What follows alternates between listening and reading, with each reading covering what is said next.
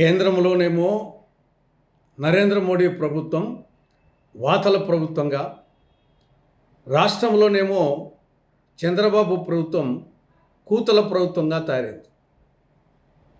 ఈ రెండు ప్రభుత్వాలు అటు దేశానికి ఇటు రాష్ట్రానికి శనిగ్రహాల్లా దాపురించాయి, రాహుకేతువులా దాపురించాయి. మోడీ ప్రభుత్వం చూస్తామా, ఇది వాతల ప్రభుత్వం.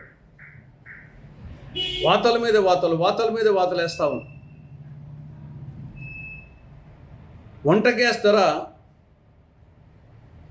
మార్చి 7వ తారీఖున ఒక్కొక్క సిలిండర్ మీద 60 రూపాయలు పెంచింది. మళ్ళీ ఈ రోజు నుంచి మళ్ళీ 29 రూపాయలు పెంచింది. గృహిణులు వంట గదిలోకి పోవాలంటే భయపడిపోతున్నారు, గ్యాస్ స్టవ్ ఆన్ చేయాలంటే భయపడిపోతున్నారు. ఎప్పుడు అయిపోతుందో సిలిండర్, మళ్ళా అంత డబ్బు ఎక్కడ పెట్టాలా దేవుడా అని చెప్పేసి భయపడిపోతున్నారు వంట రూమ్లకి పోవాలి అంటే. పిల్లోడేమో కాఫీ కోసం ఏడుస్తాడు, వంటగదిలోకి పోవాలంటే భయపడిపోతావు. ఇక కమర్షియల్ గ్యాస్ దంచుడే దంచుడు, పెంచుడే పెంచుడు.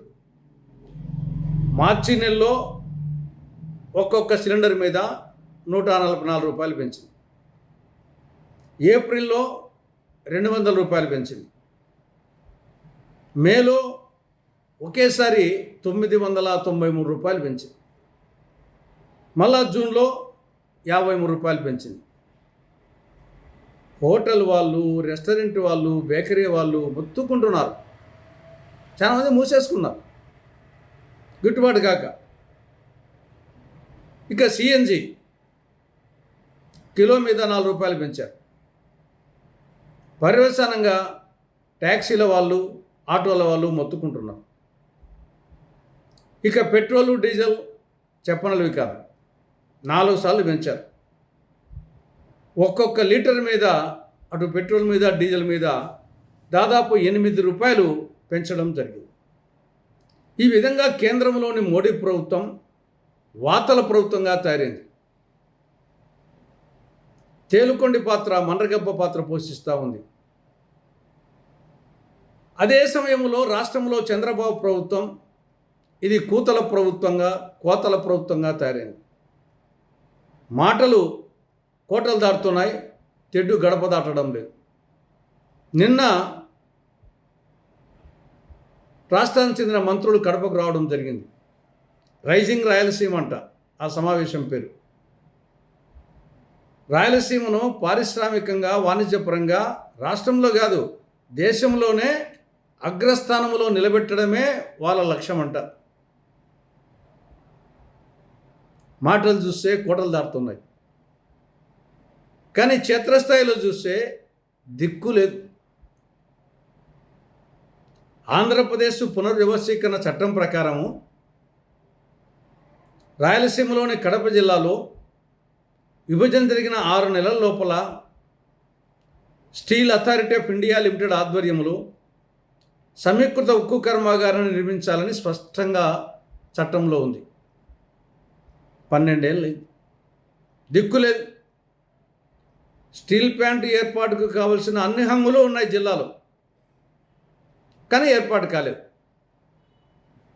అదేవిధంగా బ్రాడ్గేజ్ రైల్వే లైన్ రాయలసీమ సమగ్రాభివృద్ధిని దృష్టిలో పెట్టుకొని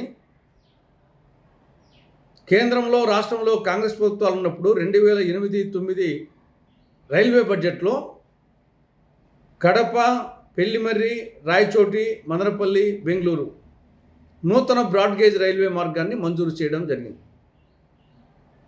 కడప నుండి పెళ్లిమర్రి వరకు లైన్ కూడా పూర్తయింది.